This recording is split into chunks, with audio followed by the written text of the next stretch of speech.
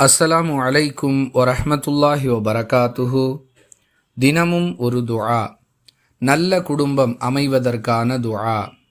அன்பிற்குரிய அல்லாஹுவின் நல்லடியார்களே, ஒரு குடும்ப தலைவனுக்கு அவன் பொறுப்பிலுள்ள அவனுடைய மனைவி, பிள்ளைகள் ஆகியோர் அவர்களுடைய செயலால் இவனை சந்தோஷப்படுத்தக்கூடியவர்களாகவும் இறைவனை அஞ்சி நடக்கக்கூடியவர்களாகவும் இருந்துவிட்டால் இதைவிட வேறு பெரிய நிம்மதி எதுவாக இருக்க முடியும்? இந்த நிம்மதிக்கு சொந்தக்காரர்களாக நீங்கள் ஆக வேண்டுமா? அதற்காக நீங்கள் எப்படி துஆ செய்ய வேண்டும்? திருக்குரானுடைய 25வது அத்தியாயத்தின் 74வது வசனத்தில் அல்லாஹ் கற்றுக் கொடுக்கிறான்.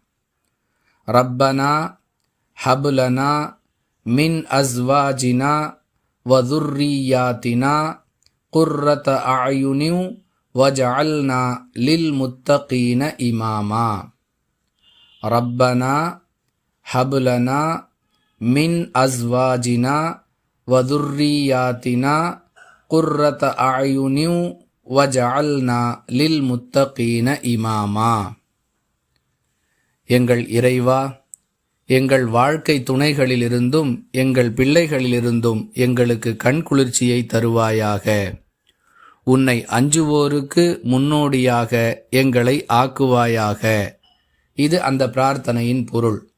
அதாவது, நம்முடைய மனைவி, பிள்ளைகள் ஆகியோருடைய செயல்கள் நமக்கு கண் குளிர்ச்சி தரக்கூடியவைகளாகவும் அவர்கள் இறைவனை அஞ்சி நடப்பவர்களாகவும் இருக்க வேண்டும். அதற்கு இறைவா, நீ எங்களுக்கு உதவி செய்வாயாக என்பது இந்த பிரார்த்தனையின் அடிப்படை. ஒவ்வொரு குடும்ப தலைவரும் இந்த துஆவை மனனம் செய்து அல்லாஹ்விடம் கேட்டு நிம்மதி பெறுவோம். வாஹிரு தஅவானா அனில் ஹம்துலில்லாஹி ரப்பில் ஆலமீன். அஸ்ஸலாமு அலைக்கும் வரஹ்மத்துல்லாஹி வபரகாத்துஹு.